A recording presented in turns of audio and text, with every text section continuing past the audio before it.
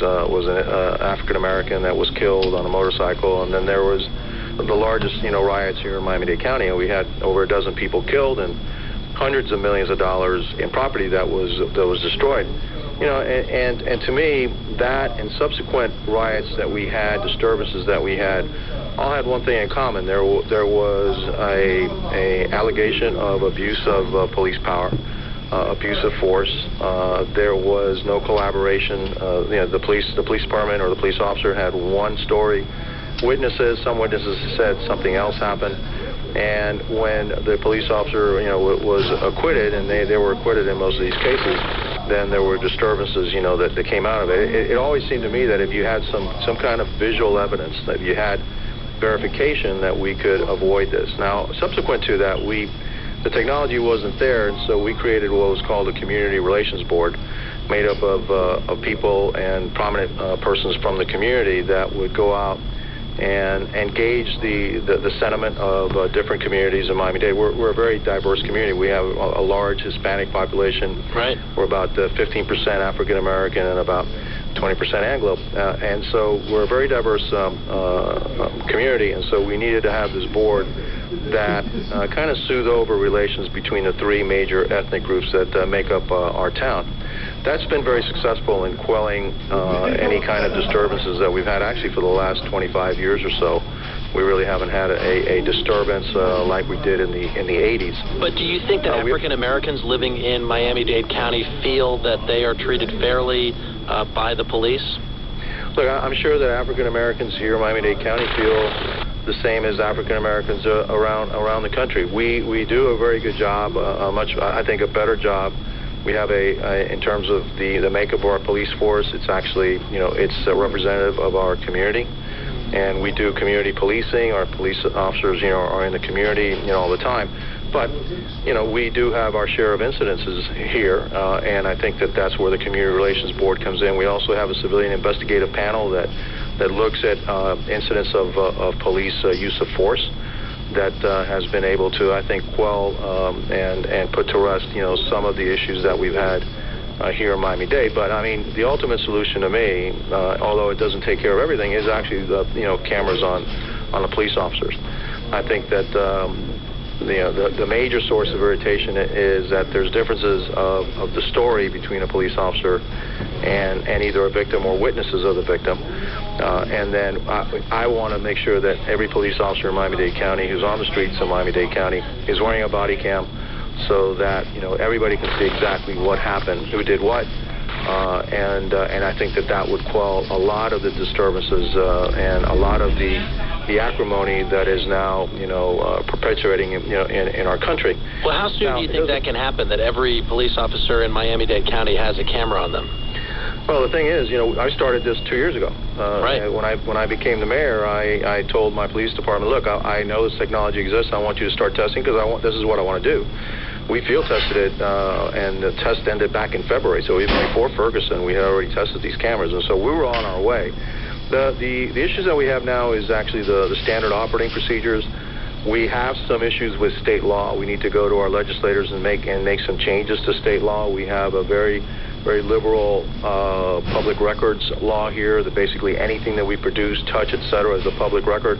And I don't think that's something that we need for these cameras. We should protect the privacy of our residents and only basically keep the records of those things that we need to keep. A felony, a crime, a confrontation, those things, yes, you keep. But, going to somebody's home and then having images of somebody's home, etc., and they may be completely innocent, I don't think that's something that we want to really put out in the public. And we're going to need the help of the legislature this coming year to help us out. I think it's a hot topic, but there are issues that we need to resolve. And then also, obviously, the standard operating procedure. When does it come on? When do you turn it on? When do you turn it off?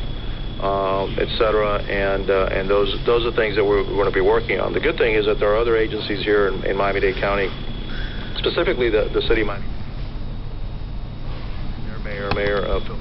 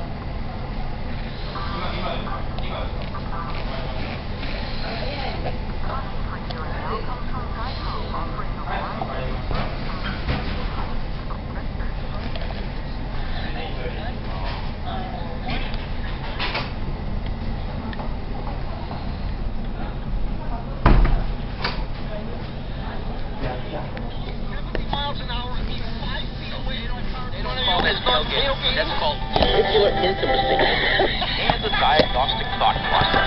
Two people who don't know what they're talking about know more or less than one person who doesn't know what he's talking about.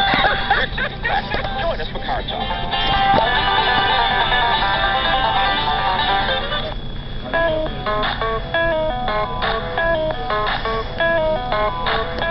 This is NPR, with you all the way.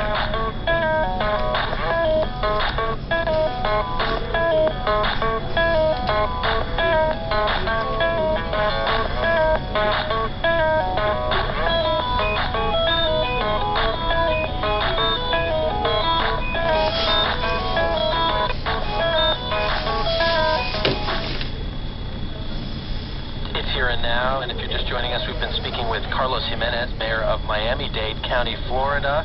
And Mayor Jimenez, what do you think is the biggest challenge facing the county today? Look, it's the biggest challenge facing Miami-Dade County, like any, I think the rest of the country, is actually jobs for the underemployed and unemployed. And so we're taking initiatives here. There's an initiative we're going to launch next week or in 2 weeks. It's called Employ Miami-Dade. And what we're doing is we have a tremendous building boom here. If you haven't come down here, you're going to see cranes all over the place. And one of the things that I found is that a lot of these contractors actually have to get people from outside of our area, even outside of our state, in order to work on these construction projects because we have so many. Look, we have zip codes that have unemployment rates in the 20%. That's usually, there's a lot of them are in the African-American community, some of the Hispanic communities. And what we need to do, and what we're going to do, is we're going to start knocking on people's doors saying, look, we have an opportunity for you. We will train you. We will get you ready to take these jobs in the construction industry. But then further on, once these projects are completed, those projects in themselves create different kinds of jobs. We have $1 billion project here that is going to be creating jobs in hospitality, restaurants, shops, etc. So we need to train our people, our residents, to take advantage of those jobs. And what that does, it lifts people out of poverty, and then it actually, it's a seed for the future, because once you're out of poverty, you can take care of your kids, you can educate your kids, you can. We need to strengthen the middle class, okay? And I think that's what the biggest challenge that we have, not only here but around the country.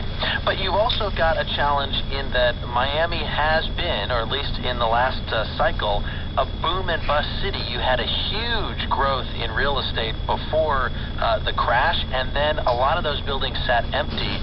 What have you done since the recession to try and change that dynamic and make it so that you don't have such wild up and down economic swings? Well, the boom that we had between about 2004 and 2008, the problem was that a lot of that was built on condominiums, and there were a lot of people here that actually were speculating. They had bids on 2 or 3 different condos that had put deposits on it, and there's really no real money. The difference in